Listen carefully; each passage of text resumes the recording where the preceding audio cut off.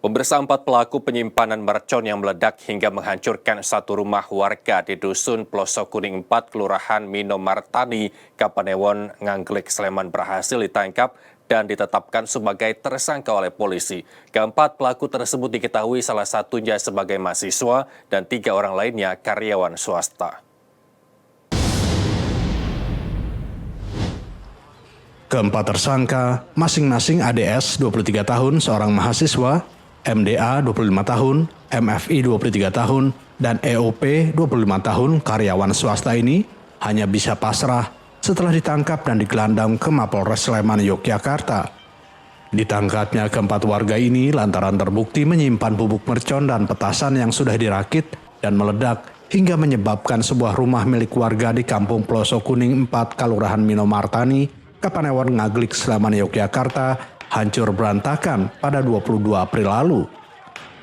Dari hasil pemeriksaan petugas terhadap keempat tersangka, masing-masing tersangka ini meracik mercon dengan berbagai ukuran di rumah milik warga sekitar.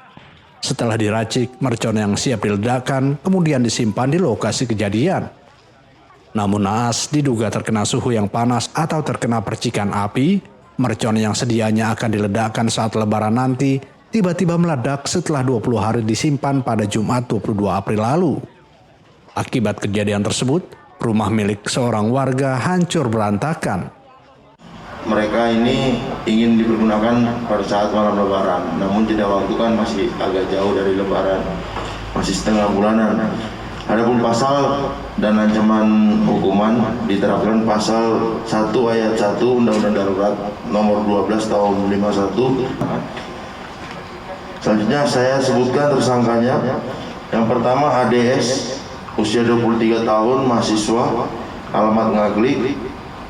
MDA, usia 25 tahun, karyawan swasta. MFI, usia 23 tahun. EOP, usia 25 tahun, semuanya berdomisili di Ngaglik. Setelah dilakukan olah TKP oleh tim Gegana Satbrimopolda DIY, petugas menemukan beberapa selongsong mercon yang sudah meledak dan beberapa bubuk bahan mercon dengan berat kurang lebih 8 kg. Dari pemeriksaan lanjutan, bahan mercon tersebut didapat oleh para tersangka melalui pembelian secara online.